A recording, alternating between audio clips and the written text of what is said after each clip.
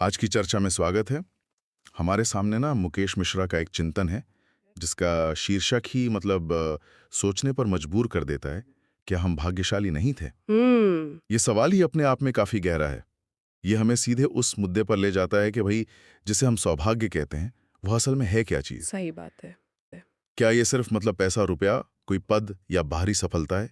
या फिर इसका लेना-देना हमारी सोच से, हमारे रिश्तों से और ज़िंदगी जीने के तरीके से ज़्यादा गहरा है? आज हम इसी स्रोत के आधार पर ना इस विचार की परतें खोलने की कोशिश करेंगे। बिल्कुल। और ये स्रोत एक बहुत ही आप कह सकती हैं मौलिक मौलिक और शायद थोड़ा असहज करने वाला नजरिया सामने रखता है।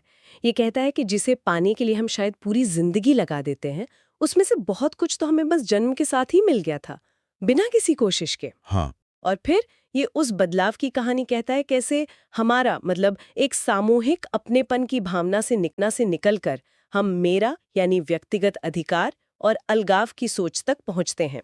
और ये बदलाव हमारी जिंदगी और खुशियों को कैसे प्रभावित करता है।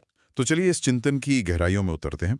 देखते हैं कि ये स्रोत हमें अपने जीवन को, अपनी धारणाओं को और हाँ, जिसे हम भाग्य कहते हैं, उसे समझने में कैसे एक नई दृष्टि दे सकता है। तो इस विचार यात्रा को शुरू करते हैं। जी। सबसे पहले ये समझना ज़रूरी है कि ये स्रोत सौभाग्य को परिभाषित कैसे करता है। अक्सर हम इसे बड़े लिमिटेड सेंस में देखते हैं ना, लेकिन यहाँ तो 7 सुखों की बात हो रही है। वो क्या है? हाँ बिल्कुल। स्रोत जो है वो पारंपरिक भारतीय समझ के हिसाब से सौभाग्य के 7 आधार बताता है। हुँ, पहला सुख निरोगी काया, एक स्वस्थ शरीर। हाँ, ठीक है। दूसरा घर में माया, यानी जरूरत भर का धन या संसाधन। ओके। तीसरा कुलवंती नारी, जिसे हम कह सकते हैं एक अच्छा समझदार जीवन साथी। जी। चौथा सुत आज्ञाकारी, संस्कारी और बात मानने वाली संतान। इसको हम शायद आज के संदर्भ में अच्छे पारिवारिक संबंध भी समझ सकते हैं। हाँ, ये ज़्यादा व्यापक हुआ। बिल्कुल। पांचवा राज में अधिकारी, इसका शायद सामाजिक प्रतिष्ठा या अपने काम में सम्मान से है।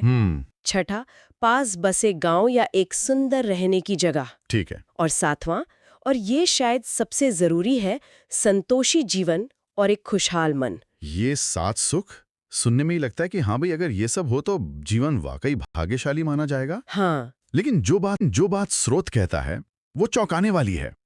वो ये दावा करता है कि इनमें से ज्यादातर चीजें हमें जन्म के साथ ही, बिना किसी खास मेहनत के मिली थी। तीर मिला था, है ना।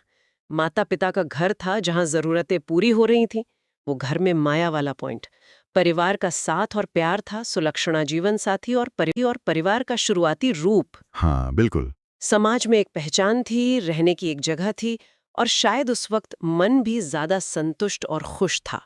स्रोत के अनुसार ये सब इसलिए था क्योंकि हमने इसे कमाया नहीं था, ये हमें बस मिल गया था भाग्य से। और स्रोत ये भी कहता है कि इस शुरुआती सौभाग्य का एक बड़ा कारण था हमारा की भावना। उस समय मेरा तेरा का जो भेद था, वो इतना गहरा नहीं था।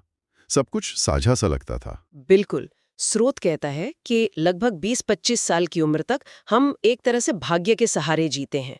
हमें माता पिता से, भाई बहनों से, दोस्तों से, समाज से लगातार कुछ ना कुछ मिलता ही रहता है। ज्ञान है, सहारा है, प्यार है, मौके हैं। हम्म। और उस दौर में हमें शायद ही कोई स्वार्थी या मतलबी लगता है, क्योंकि वो लेन देन का हिसाब किताब उतना हावी नहीं होता ना। जिंदगी एक तरह से बहती रहती है जहाँ सब हमारे होते हैं। तो ये हमारा की भावना ही उस शुरुआती सौभाग्य की चाबी थी। ऐसा क्यों? क्या चीज थी इस हमारे में जो जीवन को इतना रिच बनाती थी? देखिए, स्रोत के अनुसार हमारे में एक सुरक्षा थी, एक अपनेपन का एहसास था। जब सोच सबकी मिली जुली होती है तो बोझ भी बढ़ जाता है और खुशियां भी बढ़ जाती है ना। हाँ, सही बात है। अपना और पराया की दीवारें मोटी नहीं होती। आप एक बड़े ग्रुप का हिस्सा महसूस करते हैं जो आपको सहारा देता है। ये एक तरह का इमोशनल और सोशल सेफ्टी नेट था जिसने उन 7 सुखों को पाला पोसा। परिवार का साथ मिला, मन में डर कम था तो संतोष ज्यादा था। मिलकर रहने से शायद रिसोर्सेज भी बेहतर इस्तेमाल होते थे। लेकिन फिर जैसा कि अक्सर होता है, कहानी बदलती है। ईरा का भाव धीरे धीरे जगह बनाने लगता है। हाँ, और ये बदलाव बहुत धीरे से शुरू होता है। स्रोत इसे बड़े सीधे शब्दों में रखता है, अब मुझे हमारा नहीं चाहिए, अब मुझे मेरा चाहिए। ये सिर्फ एक इच्छा नहीं है, ये पूरी सोच का बदलना है। अच्छा। पहले लगता है कि चलो भाइयों से अलग होकर मेरा घर बनाते हैं, उसमें ज्यादा सुख होगा। फिर शायद लगता है कि माता पिता के साथ रहने में थोड़ी असुविधा है, भाई मेरा अपना स्पेस होना चाहिए। फिर यही मेरा की सोच पति पत्नी के रिश्ते में आती है, जहां मेरा समय, मेरी मर्जी, मेरी कमाई ज्यादा जरूरी हो जाती है। स्रोत ने इसके लिए बड़े पक्के उदाहरण दिए हैं, जैसे हमारे पास पहले से एक घर था जो हमारा था। जी हाँ। स्रोत इसे जिंदगी का एक बहुत अहम मोड़ मानता है, जहां से भाग्य की दिशा बदल सकती है। और यहाँ स्रोत एक बहुत ही कह सकते तीखी तुलना करता है। वो मेरा शब्द को एक वायरस कहता है। वायरस? अच्छा। हाँ, उसका तर्क है कि जैसे कोई वायरस शरीर में घुसकर धीरे धीरे उसे कमजोर कर देता है, वैसे ही ये मेरा की भावना जब किसी परिवार या ग्रुप में घुसती है तो वो धीरे धीरे वहां के सुख, शांति, आपसी प्यार और यहाँ तक कि जो सबका मिला जुला सौभाग्य है उसे भी खत्म करने लगती है। ये वायरस वाली बात तो सोचने पर मजबूर करती है। क्या स्रोत ये भी बताता है कि ये फैलता कैसे है? इसका असर क्या होता है? हाँ, स्रोत इसके फैलने का एक क्रम भी दिखाता है। पहले ये बराबरी वालों में फैलता है, जैसे भाइयों के बीच अलग होने में अपनी बेहतरी और आजादी दिखती है। फिर ये पीढ़ी वाले रिश्तों तक पहुंचता है, जैसे माता पिता से दूरी बनाने में लगता है कि अब सारा कंट्रोल मेरा है। फिर ये जीवन साथी तक पहुंचता है, जहां पार्टनरशिप की जगह अधिकार लेने की कोशिश होती है। और अंत में ये अगली पीढ़ी में भी उतर आता है, जब बच्चे भी चीजों पर अपना हक जताते हुए कहते हैं ये मेरा है, तुम्हारा नहीं।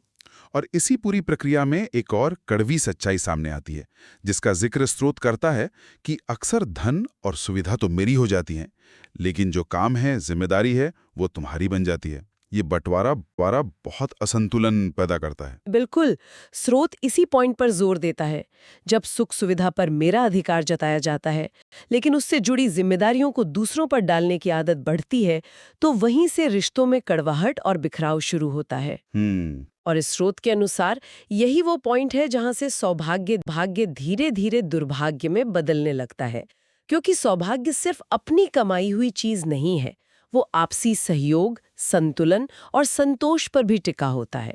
जब ये बैलेंस बिगड़ता है तो सौभाग्य भी डगमगाने लगता है। तो यहाँ वो मूल सवाल फिर से खड़ा होता है जो स्रोत पूछता है, क्या वाकई भाग्य ने हमें छोड़ा, या हमने ही उस भाग्य से मुंह मोड़ लिया जो हमारे होने में छुपा था? स्रोत का जवाब तो इस मामले में बहुत साफ लगता है। हाँ, स्रोत का तर्क सीधा है। भाग्य कहीं गया नहीं। जब तक हम हमारे की भावना से जुड़े थे, तब तक भाग्य हमारे साथ था, उन 7 सुखों के रूप में हमारे आसपास मौजूद था। जैसे जैसे हमने मेरा का दायरा बढ़ाया और हमारा को छोटा किया, वैसे वैसे भाग्य भी हमसे दूर होता गया। अच्छा, ये ऐसा नहीं है कि भाग्य ने हमें छोड़ दिया, बल्कि हमने उन हालात को और उस सोच को छोड़ दिया जो भाग्य को बनाए रखती थी। स्रोत में एक और जरूरी बात कही गई है कि भाग्य कभी साथ छोड़ता ही नहीं, हम ही उसे दूर चले जाते हैं। हाँ, हर बार जब हम हमारा के किसी हिस्से को काट कर मेरा बनाते हैं, तो हम अनजाने में अपने ही सौभाग्य की जड़ को कमजोर कर रहे होते हैं। इसे स्रोत एक चेतावनी की तरह बताता है। वो कहता है कि हर बार जब हम हमारा कुछ छोड़ते हैं, चाहे वो जॉइंट फैमिली हो, सबकी जिम्मेदारियां हो, या बस एक अपनापन का एहसास हो, तो हमारा भाग्य भी हमसे एक कदम पीछे हट जाता है। ये एक धीरे धीरे होने वाली प्रक्रिया है, एकदम से नहीं होता। और इसीलिए स्रोत एक सलाह भी देता है, अगर आज भी जिंदगी में कुछ ऐसा बचा है जिसे आप सच्चे दिल से हमारा कह सकते हैं, चाहे वो कोई रिश्ता हो, कोई साझा मूल्य हो, या कोई मिलकर किया जाने वाला काम, तो उसे सहेज कर रखें। उसे मेरा बनाने की कोशिश ना करें, क्योंकि स्रोत के अनुसार हमारा हमेशा मेरा से ज्यादा बड़ा, ज्यादा टिकाऊ और ज्यादा संतोष देने वाला होता है। सही बात है। मेरा में अधिकार है तो हमारे में सुरक्षा और समृद्धि है। बिल्कुल। इसी बात को और पक्का करने के लिए स्रोत उन लोगों का उदाहरण देता है जिनके पास आज शायद बाहर से देखने पर सब कुछ है। उन्होंने मेरा घर बना लिया, मेरा बैंक बैलेंस बना लिया, मेरा पद हासिल कर लिया, समाज में मेरा नाम भी बना लिया। मतलब वो सारी चीजें जिनके लिए उन्होंने शायद हमारा छोड़ा था, वो उन्हें मिल गई। लेकिन फिर भी वे खुश नहीं हैं। वे अक्सर शिकायत करते मिलते हैं, पता नहीं क्यों, मेरा भाग्य ही खराब है। हाँ, उनके पास सब होते हुए भी एक खालीपन है, एक असंतोष है। हाँ, और ये लोग अक्सर इसका दोष दूसरों पर डालते हैं। हम्म, वे कहते हैं कि जमाना खराब हो गया है, हम्म, लोग मतलबी हो गए हैं, रिश्तों में पहले जैसी बात नहीं रही, कोई किसी का सगा नहीं है। हम्म। वे बाहरी दुनिया को, समाज को, यहाँ तक कि अपने करीबी रिश्तों को भी कोसते हैं। लेकिन वे ये देखने से चूक जाते हैं कि इस हालत तक पहुंचने में उनकी अपनी सोच की, उनके अपने फैसलों की क्या भूमिका रही है। हाँ। स्रोत उनसे यही सवाल पूछता है। स्रोत उन्हें आईना दिखाता है। वो पूछता है कि आप कभी सोचते हैं कि ये सब आपके हमारे से मेरे तक के सफर का नतीजा तो नहीं? आप जिन लोगों को, जिन रिश्तों को, जिस दुनिया को आज मतलबी या स्वार्थी कह रहे हैं, क्या आप भूल गए कि यही वो लोग थे? यही वो दुनिया थी जिसने आपको शुरुआती 20-25 साल तक बिना किसी शर्त के, बिना किसी स्वार्थ के कितना कुछ दिया था? उन्होंने हमें प्यार दिया, सुरक्षा दी, पहचान दी, आगे बढ़ने के मौके दिए। और सबसे बढ़कर ये एहसास दिया कि हम अकेले नहीं हैं, हम हमारे हैं। हाँ। वे रिश्ते, वे लोग, वे समाज कभी आपका हमारा था। और जब आपने धीरे धीरे उन हमारा के धागों को तोड़कर खुद को मेरा की एक अलग दुनिया में समेट लिया, तो अब जब आप अकेलापन या असंतोष महसूस करते हैं तो आप कहते हैं मेरा भाग्य खराब है। लेकिन स्रोत की माने तो सच्चाई ये नहीं है, भाग्य खराब नहीं हुआ, बल्कि हमारी सोच बदल गई। हाँ, हमारी प्राथमिकताएं बदल गईं। हाँ, हमने मेरा को पाने की चाह में उस हमारा को खो दिया जो शायद सौभाग्य का असली स्रोत था। बिल्कुल। तो अंत में स्रोत का निष्कर्ष यही है कि भाग्य के बदलने का रोना रोने से पहले हमें अपने सोच के बदलाव पर गौर करना चाहिए। सही बात है। हमारा से मेरा तक का सफर ही असल में सौभाग्य को दुर्भाग्य में बदलने की कहानी हो सकता है।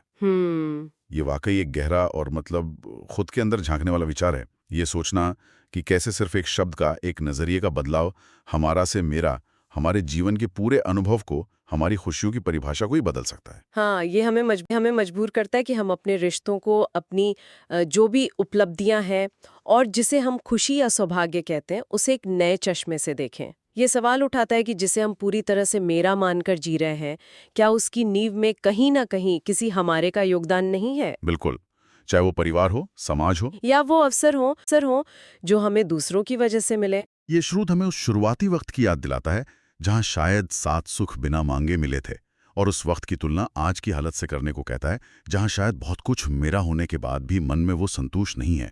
और ये हमें उस चेतावनी पर भी सोचने को कहता है कि जो कुछ हमारा बचा है उसे सहेजने की जरूरत है, क्योंकि शायद वही सच्चे और टिकने वाले सुख का आधार है। तो इस चर्चा को समाप्त करते हुए एक विचार स्वाभाविक रूप से मन में आता है। आज की इस भागदौड़ भरी जिंदगी में जहां इंडिविजुअलिज्म और मेरा पर इतना जोर है, जहां सफलता को अक्सर पर्सनल अचीवमेंट के तौर पे ही देखा जाता है, क्या ऐसी दुनिया में